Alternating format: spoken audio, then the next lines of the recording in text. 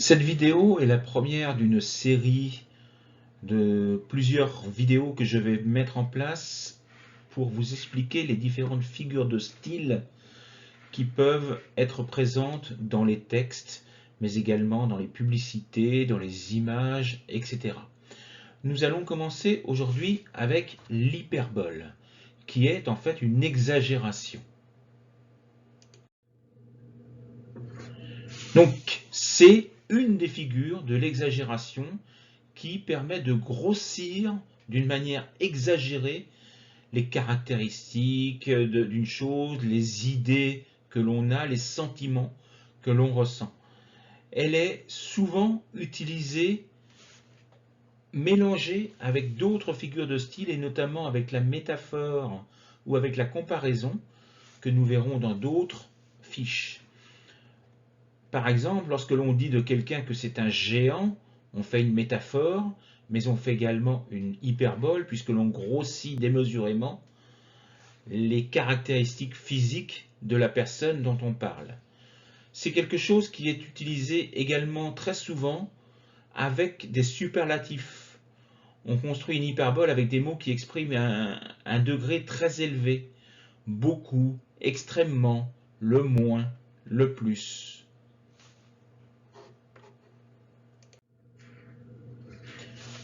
Alors, les auteurs ont plusieurs motivations et on retrouve au fil des siècles l'hyperbole dans de nombreux romans, dans de nombreuses pièces de théâtre, dans la poésie également.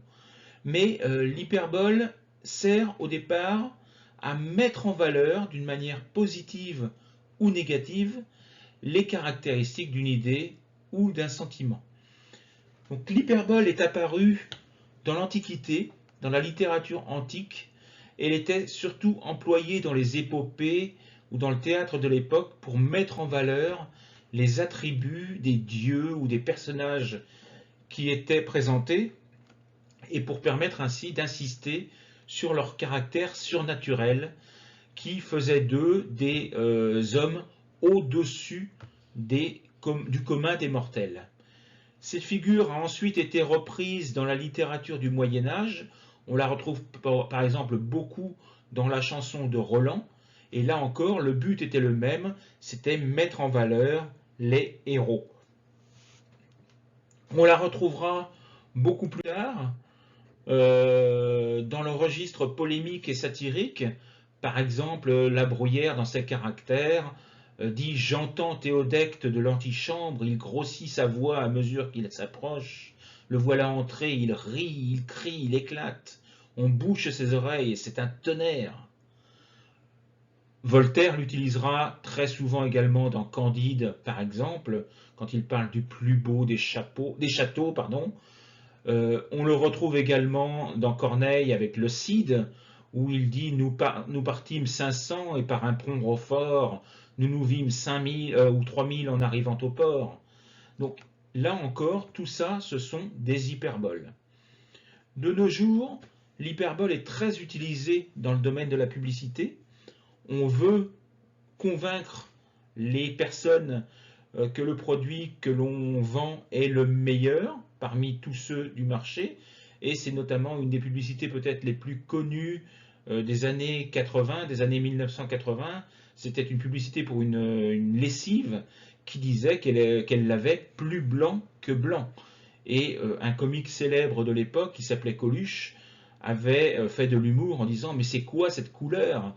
C'est quoi plus blanc que blanc? C'est une nouvelle couleur, ça n'existe pas. » Donc il avait fait un trait d'humour sur cette publicité qui utilisait l'hyperbole. On retrouve également des hyperboles dans les expressions idiomatiques que l'on utilise au jour le jour, peut-être sans s'en rendre compte. Quand on dit qu'on meurt de soif, on ne meurt pas réellement, c'est une hyperbole, c'est une exagération.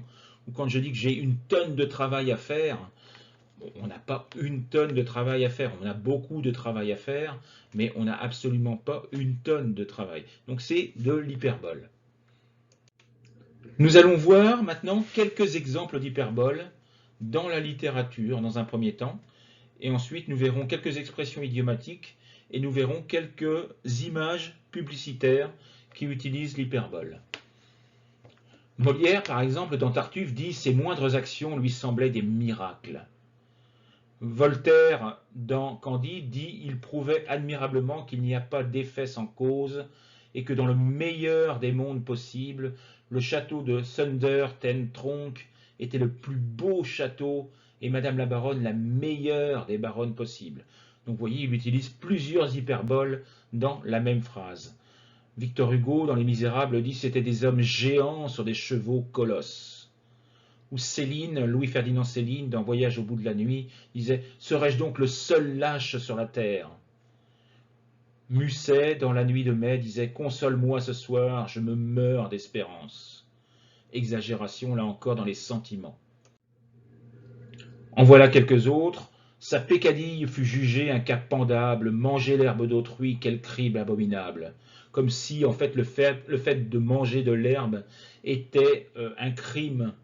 C'est La Fontaine qui dit ça dans Les animaux malades de la peste. Rimbaud, dans la poésie, dit « Toute lune est atroce et tout soleil amer ». Ou Paul Valéry dit « Mon jeu, mon seul jeu était le jeu le plus pur, la nage ». Molière, enfin, dans Tartuffe, dit « Je ne suis qu'un amas de crimes et d'ordures ». Il y en a des dizaines et des dizaines d'exemples, on ne pourrait évidemment pas tous les mettre ici. Voici quelques expressions idiomatiques, hyperboliques. Mes parents vont me tuer, lorsque l'on veut dire qu'on a fait une bêtise et que mes parents vont me gronder, je vais dire mes parents vont me tuer. Un bruit a réveillé un mort, donc un bruit très fort, mais évidemment il ne réveillera aucun mort. Je lui ai dit 100 fois de ranger ses affaires, quand on veut dire qu'on a dit plusieurs fois à une personne de le faire, mais qu'il ne l'a pas fait, mais 100 fois c'est une exagération, c'est une hyperbole. En voilà d'autres, pleurer toutes les larmes de son corps, j'ai 1000 choses à vous dire, avoir 3 tonnes de boulot, je vous l'ai répété 50 millions de fois, ce colis pèse 1 tonne, un soleil de feu m'empêchait de réviser, être mort de honte, merci 1000 fois. Toutes ces expressions que l'on utilise au jour le jour sont des hyperboles. Et voici 3 publicités qui utilisent l'hyperbole.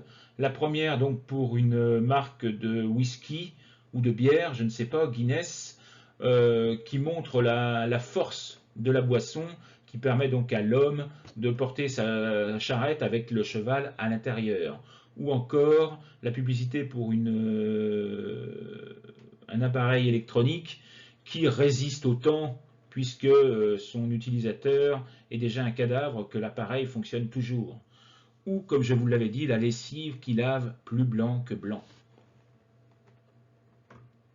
Voilà, j'en ai fini avec l'hyperbole. J'espère que vous avez compris ce que c'est. Nous verrons bien entendu d'autres vidéos sur d'autres figures de style très bientôt. Au revoir.